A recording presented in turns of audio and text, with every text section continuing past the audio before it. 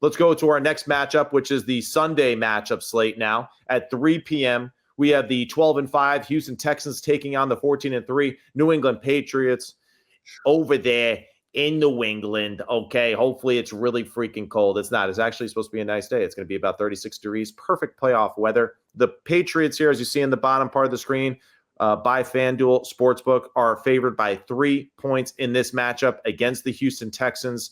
This is Sims Complete on the Believe Sports Network. Big guy, what you think about this matchup, man? Okay. Well, I'm going to go with Houston offense first. Even though that performance by the Houston defense against Pittsburgh, I don't care what you think about the Steelers and their offense. That might have been one of the most vicious beatings I've seen since the Chicago Bears in '85, what they did to teams. I mean, it was unbelievable. What you experienced firsthand. Well, yeah, I did a little bit. It's okay. Yeah. But it was incredible watching the game. Right. It's the score. Nobody's scoring. It's 7-6 or whatever. I don't know what it is. I'm going, if they fall down, Pittsburgh's they're not going to score. And so all this, the defense is everything that everybody is saying. And they look huge. You know, everybody's jacked on that team. I've never seen anything like it. Right. They really are. But they're fast. They're ferocious. They know everything is about them. And it shows when you watch it on TV, and you see it even when you watch it on coach's tape. Yeah. So I'm going to say this to CJ Stroud. We know what we got on defense. Okay? So what do we do as a quarterback? Let's play to the defense. And after last week, with the 5 fumbles, the interception, all this other stuff, play very conservative. Right. Let the game really come to you, that old saying, you let it come to you. Where now I feel comfortable. We know what they're doing. We're beating guys with the passing game. It's open. I just got to now make the throws, whatever. Right. And that's how I would play it. And there's nothing wrong with that, being really, really careful. Play the damn score in the situations. Don't try to make every throw. I mean, come on. He stepped up in the pocket against the Steelers a few times. What did you expect? And they knocked it out of his hands. I mean, gosh, right. You're dominating on the defensive side. Yeah. And here's one more. This came in my head. Coaches, when you get inside the 10 and it's 4th and 3, kick the damn field goal early in the game. Right. I don't want to see, it's on the 2-yard line. We're going for it. Kick the field goal, get on the board, get 3 points, and feel good about it. Yeah. We'll see if they can do that. But yeah, CJ, Matt, I've been there, you've been there, whatever. All week, I'm sure he's still thinking about the Steelers and what he did there. Mm-hmm. And he will correct it, and the coaches will help him. And I think it's a really big deal for Houston that he plays that way, and they need it. If they turn the ball over a couple of times, they're going to lose the game. Yeah. Okay. So go ahead. Well, I think New England is one of those teams that knows how to devise a plan against a defense like this. Right. That means formations, big time. Quarterback is mobile. He's big. He can make throws down the field. They're going to lock up that Houston pass rush every once in a while, and it might take 2 guys to block Will Anderson or whatever. It doesn't matter. Right. I think we'll see that from the New England offense, and they got the guys that can make plays. And it's another one. Be patient in the game. Yeah. Don't get too impatient and have a turnover that could really, really hurt your football team and cause you to lose. And let's keep in mind too, right, that Drake Maye didn't play the most perfect game either, right, a week ago, right? I mean, this is a guy that he had 2 fumbles. He had an interception. Of course, the interception started the football game, and the 2 fumbles, just kind of like fell asleep at the wheel in the pocket where he thought he was protected and he wasn't. So that's something that he's got to keep in mind. So both young quarterbacks aren't exactly, hey, they won the game, but they both learned a lot of lessons about just playoff football and just the difference and just winning and losing and how fine of a line that is. Now, unfortunately, for just the Texans, their defense was just so damn good. It didn't matter. There was no way that the Steelers were going to win that one. And really the same thing for the Patriots, right? The Chargers were so dysfunctional offensively. It was hard to really evaluate, how good they were playing, right, in certain cases. So This is a really interesting game. I mean, so you do think, though, that like the one matchup that I'm kind of curious about, too, there's no doubt Will Campbell's a damn good football player, right? Absolutely. He's still in his rookie year, though. And he's going up against, Will Anderson and Danielle Hunter, right, who are some of the best pass rushers we have in the league. And they are great power rushers, right? And bull rushers. They can just use straight power rush to overwhelm people. And that seems to be something that they've been concerned about, New England themselves, with their young left tackle, So, yeah, you're right. McDaniels is going to go out of his way probably occasionally to just give him some opportunities and some freedom to protect the young guy against a talented defensive front. And then overall, just the speed as well of the Houston Texans defense, right? They run a lot of vanilla looks, a lot of four-man rushes. You know what their defense is doing. And you got to think that, hey, if they could protect it up, maybe there'll be some opportunities to make some plays in the back end. What's every offensive coordinator in the NFL, if they're not doing this, then they're the wrong guy for the job. I don't want to see a tight end blocking Will Anderson or Danielle Hunter. I know that. No. If they do that, I mean, come on, Oh, no, Josh McDaniels doesn't do that. He's not in that clan that, hey, let's get the running back and tight end to block the best rusher in football. Yeah. But the number one thing you start with every week in your game plan is protection. Right. I mean, it's all I heard for 15 years in the NFL. Protection first. Now let's devise the plan. Right. You can have all these great ideas. We're going to spread the field and this and that. Yeah, but your quarterback's going to get knocked out after 3 plays. Right. So, yeah, you talked about they needed a little help up there. Hey, and also Drake Maye, he had a little CJ Stroud in him in that game last week. They held the ball too long. Right. And he's had to, for him, fortunate during the year, he held it a long time because the pass rush wasn't there and he's completing passes down the field. Right. But, man, protection's everything. And, New England, they can rush the passer too. So That's right. And we got Mike. Keep it in mind. Yeah, we got a couple guys over on the defensive side. One's the head coach.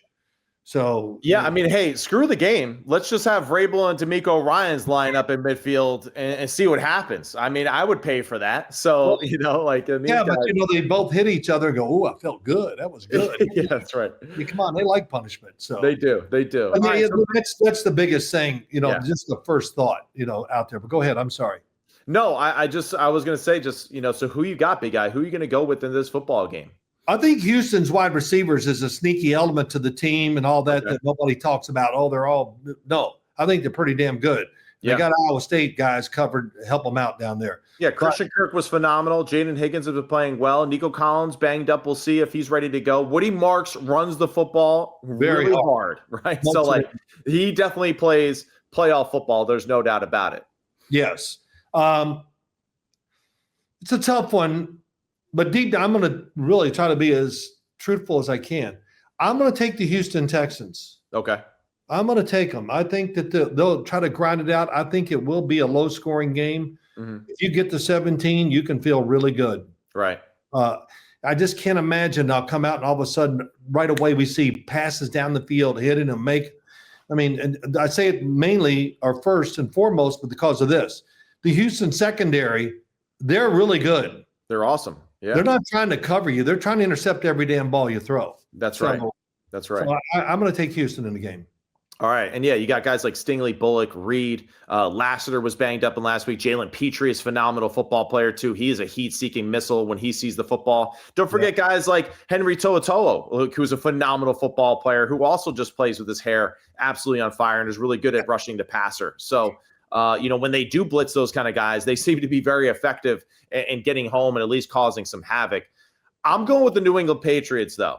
And it really is just the fact of it's hard for me to pick the Houston Texans with the way that their offense looked last week. And I just don't think that all of a sudden it's going to get that much better a week later against a better defensive unit that actually can take advantage of some of those things. Yes. So I hate to say it that way, but just very concerning with the way that Houston and CJ Stroud looked. Even just something as simple as quarterback center exchange to me is just we're at such a part of the season now where it's just that can't even be the smallest impact in the game against a really good football team. And hey, nervous about Drake Maye and CJ Stroud in this game, right? Because just both defenses are that good, and you do have to play clean. Where I give the slight edge to New England is just Drake Maye's ability to scramble and make a few plays with his legs. That's really is the difference. I believe in their running attack with Stevenson and with Henderson a little bit more with him and his legs.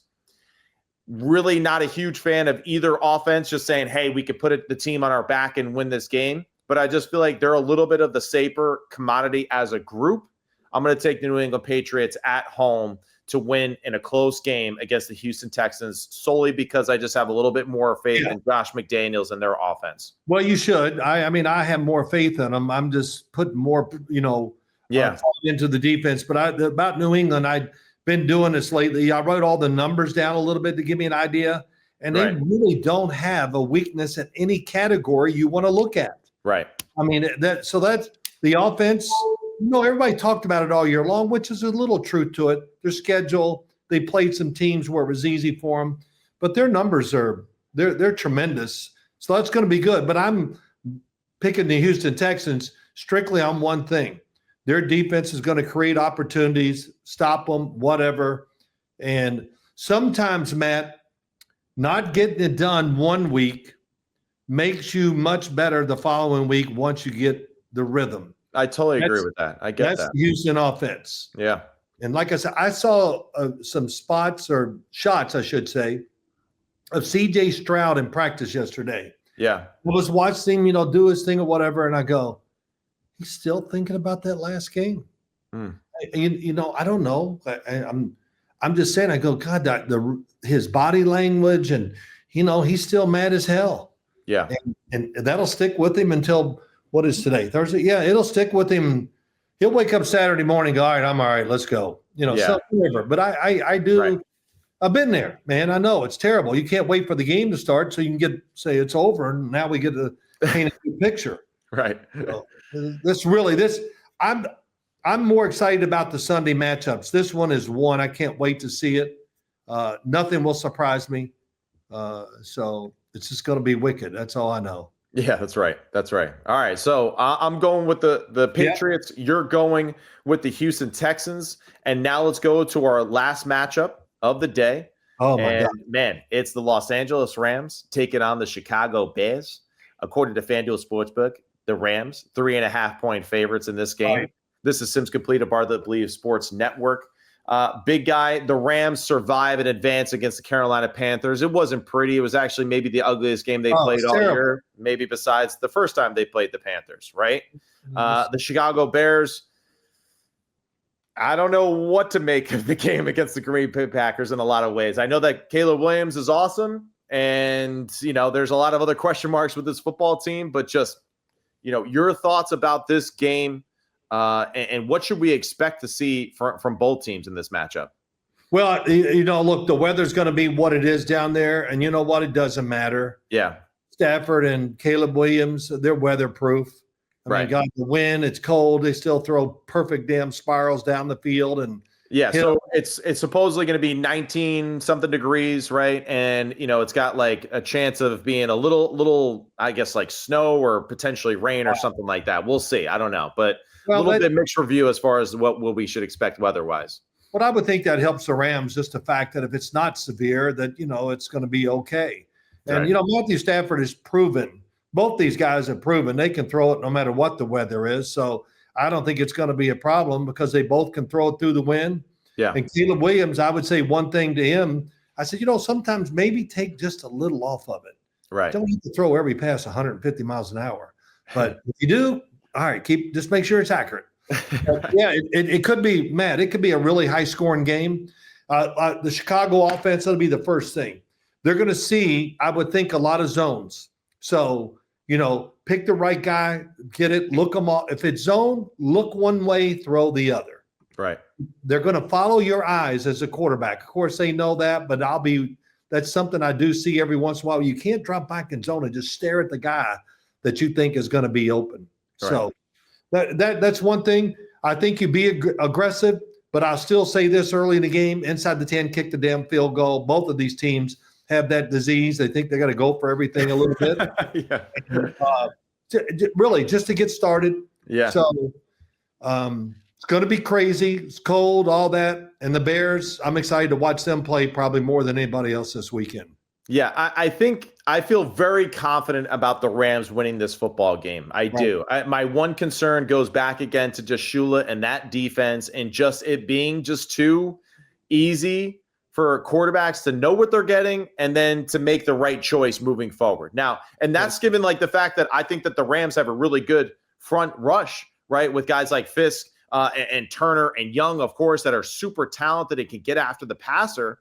But my concern more so is the fact, and I think their secondary and linebackers are good groups, right? I do. Like, I think they're talented, but just the skill or at least the scheme for the skill, I think kind of puts them at a disadvantage. And I do think that Ben Johnson will be able to pick apart this stuff, at times throughout this game. That being said, just got more faith in the Rams to get the job done because I do think that Dennis Allen, no doubt, he's been a great coach and he's done some tremendous things as a coach in this group. But I just feel like for Chicago, there just seems to be a few missing elements for them to impose their will on offenses. And I think that kind of plays into Matt Stafford being able to be protected well, throw the football aggressively down the field. I think they'll be able to establish the run game decently enough to take advantage of play action passes and to be balanced offensively. Yeah, I think what you're saying now, plan all week if you're the Chicago Bears, they're going to score against us and probably over 20. Right. So we got to be alert on what we're doing on the offensive side. And this was a big week for Ben Johnson to really dig in there and try to find some new stuff. Yeah. And if I'm the Rams defense, first and foremost, I'm thinking one damn thing first. And what is that? Keep Caleb Williams in the pocket. I was hoping I could give you the answer. What? But yeah. Keep him in the damn pocket. Well, he gets into the rhythm of the game by getting out of the pocket sometimes. I know. Like when he struggles, he's looking to run to make plays, and then he makes those plays and all of a sudden it's like, oh, he's back to being on fire in the pocket again. So like it's his way of kind of resettling himself again. Yeah, no, it is. But, the Rams, first and foremost, just forget the pass rush. That's hard to tell pass rushers because they don't care. They're oh, wait, I'm getting out of my lane, but oh, hell, he just ran inside. Whatever. Yeah. Right. Just keep him in the pocket, make him read the defense, and that maybe gives you a better chance to react to the pass. But I do think this, you said it already, the Rams, they're going to march up and down the field. I would think so. I think so. They got a lot of bullets in that gun, man. A lot of ways to do it. The quarterback, Stafford, he played one of his, I'm not going to say one of his worst games because but it was he played bad. He played bad. It's okay. He played bad. He's still a Hall of Famer. He played bad last week. Now, this is what's great about guys like Stafford. Even when they play bad, he still made the best play of the day, right? He still made that play to Colby Parkinson, which is still like one of the better plays we've seen in the playoffs in a critical moment when they needed it most. So that's what's dangerous about guys like him. Yeah, we talked about CJ Stroud, how it's going to ruin his week. Stafford's going, all right, hey, what's going on? New game, let's go. He's thinking about last week's game. He doesn't care. Right. He's a veteran. He understands, and he can brush it off right away and move on, and that's who he is. I would just say this, just don't do any no-look passes. Oh, my God. Yeah, that one. I mean, he's a no-look between six people. It's like, dude, just – but it's all right. It was really bad. If I was talented as Matt Stafford, I would have probably done some stuff like that too. So yeah. But too, I think the other thing is a list of the Rams defense. Two things that you go. Caleb is faster than you think. Okay, whatever you think he is, you see on film, it's faster in person. Yeah. And then down the field, you think, well, I got it. I'm doing this, and he throws it where you think you got the guy covered, but he just whistles the thing by you. Right. That's his power in his arm does mislead defensive backs. Right. And so that'll be fun. This game, I hope it lives up to what I'm thinking. Right. I hope the damn game's 41-40. Yeah. No, I mean it's possible. I think it really is. And I think that the Chicago Bears will be able to run the football a little bit better than they did a week ago and be a little bit more consistent that way. So I wouldn't be shocked if they have a little bit more of a ground attack that's a little bit more effective for them. Well, they are a good running team. They are a good running team. Yeah. I just don't think that they got the same, I don't think they were as successful against the Packers as they would have liked to have been. Right. And that's where it did fall on Caleb a little bit more. Look forward to just seeing both coaches with their game plan specific plays. The over-under on setting up one way and throwing across the other way for both coaches in this game would probably be about 5 or 6. Wouldn't be shocked if it's like, hey, fake the over and we're going to throw and take the shot over the top. So looking forward to all those concepts right between these two guys. Yeah, it's going to be great. Yeah, it is going to be fun. And really, again, for the Rams, just going with the veteran group, right, with guys like Nakua and Adams, right, and even – just Kyron Williams now, who's a veteran running back that's played in a lot of playoff football and all that. Just feel like that experience will pay off for them as the game continues to go on for them against this defense. So I'm going to take the Rams in this one. As you see down below, they're the 3.5-point favorite over the Chicago Bears with an over-under at 48.5. 48.5. Wow. Yeah, I know. Yeah, honestly, that might not be enough. Might have to take the over anyway. But like I said, I hope it isn't enough. Yeah, big guy would have set the over under at 80.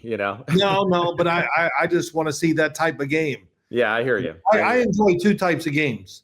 I do like the high scoring games. Of course, I think everybody does. The NFL wants those high scoring games. Yeah. But also, I kind of like.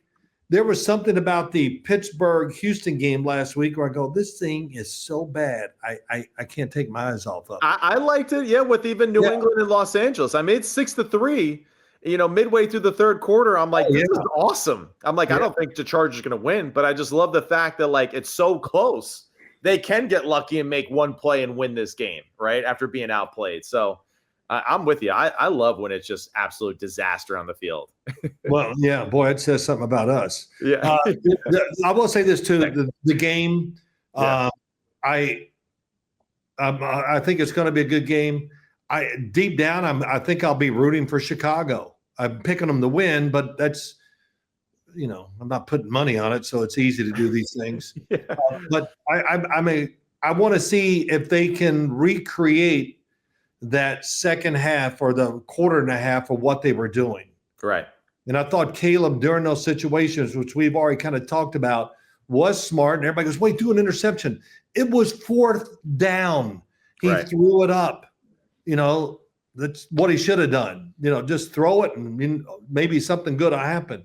Yeah. But, I want to see both offense. I want to see these quarterbacks get protected, ball go down the field, and enjoy one of those old-fashioned AFC games from a long time ago. Yeah, it's going to be interesting too. And we'll see too if guys like Luther Burden and Rome Odunze can make a little bit more impact in the game that they did a week ago. But Colson Loveland has turned out to be just the number one force for the Chicago Bears offense, especially as the playoffs started. He was absolutely just unguardable against the Green Bay Packers, and they found multiple ways to get him open. So pretty cool that Ben Johnson was able to kind of pivot and focus on a matchup or a player that he knew was kind of hot and keep feeding him the football. And that's what you got to love about this matchup. Both guys are offensive-minded guys that know how to, as the game continues to unfold, they know where to focus and put all of their offensive design into it and can pivot that way. So it's going to be a really, really cool way to see just how these two teams attack the opposing defenses. All right, so I got the Rams. You got the Bears.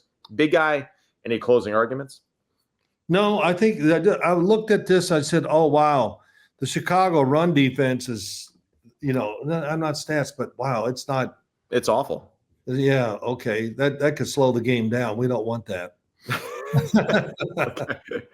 Oh yeah, no, it's good. These games, a lot of great matchups, very exciting. The quarterback play, the NFL, man, it's the quarterback situation around the league just keeps getting better and better, and good guys are coming in every year. So that's pretty cool. It makes playoff games very exciting. So. Really looking forward to this weekend. All right, awesome. So that's the breakdown that we got. This is Sims Complete, the Saturday and Sunday kickoff, a part of the Bleav Sports Network, brought to you by FanDuel. He's Phil Sims, I'm Matt Sims, and we'll see you next time for more football action.